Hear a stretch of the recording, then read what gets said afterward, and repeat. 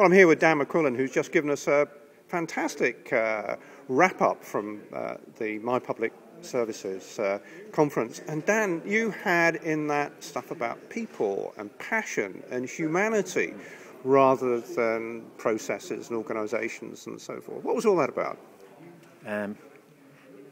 I think power is one of the things I was talking about, and power is fundamentally about people, or against people, because I think, you know, you and I have both seen a lot of really great projects that have been enabled by digital.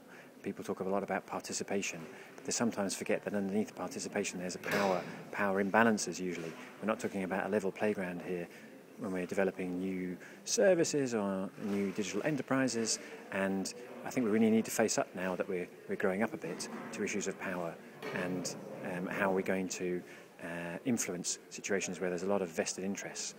And the way I think about it, I suppose, is that first off there's a few dangers around that. We're quite naive about power, and we don't realise that institutions that have accumulated a lot of power are very skilled at taking great new ideas and turning them back on themselves.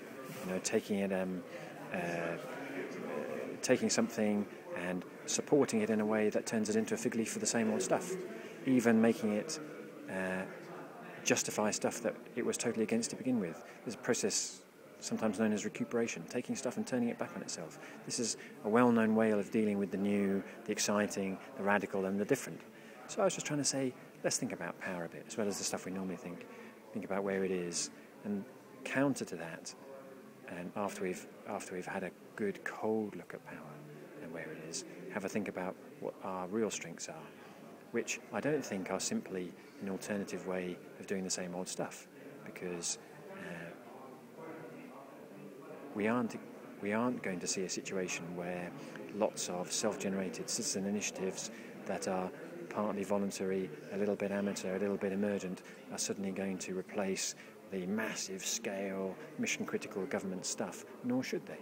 Because I think what we're actually trying to do isn't even that. It isn't even public services. Public services are something that express a way of doing things, a way of top-down, using centralised resources and command and control hierarchies, delivering something that apparently people need in a certain way that everybody involved finds quite dehumanising.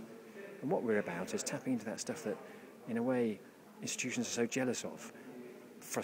Passion and energy, and the stuff that people do when they're volunteering, when they're doing stuff in their communities, the belief in meaning, creating meaning, and that's I think we should be clear about, and find some name for it, find a way to talk about what we're up to, that we have this alternative power in a way, a power that's based on being human and being people and recognising the fullness of each other and tapping into that and unlocking actually what's a really hidden energy resource. I mean, it's a kind of alternative energy source. Forget wind turbines. What's inside most people is incredibly powerful.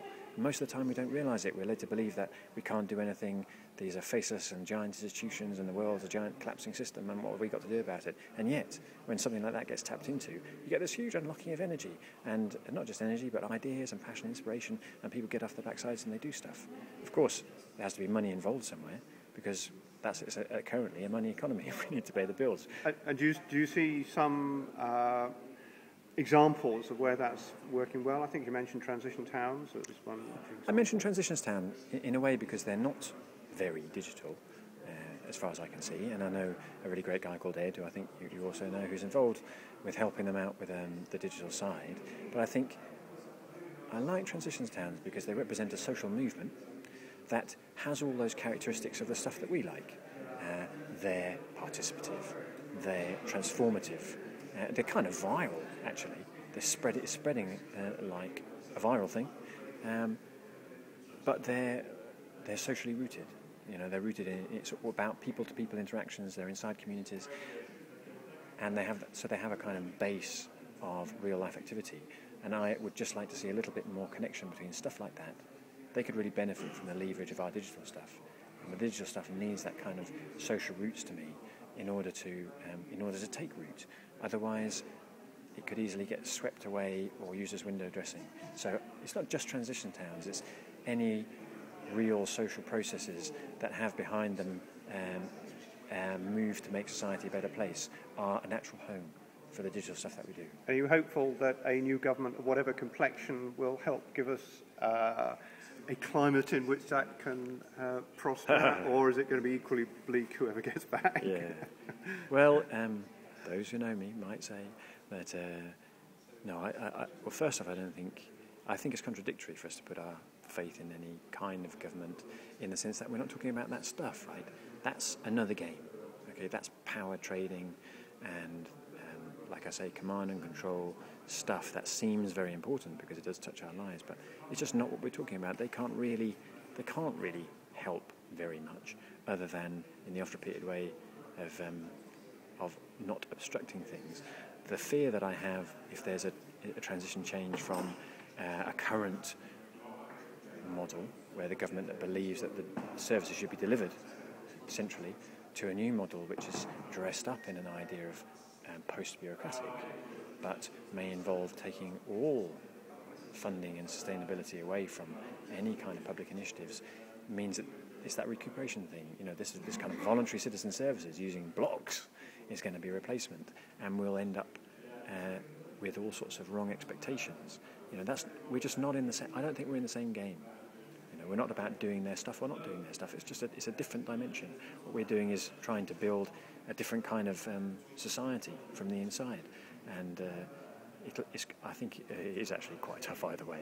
You know, it's not supported now, and it won't be supported under any future flavour because they're not interested in that stuff. They're not interested in distributing power.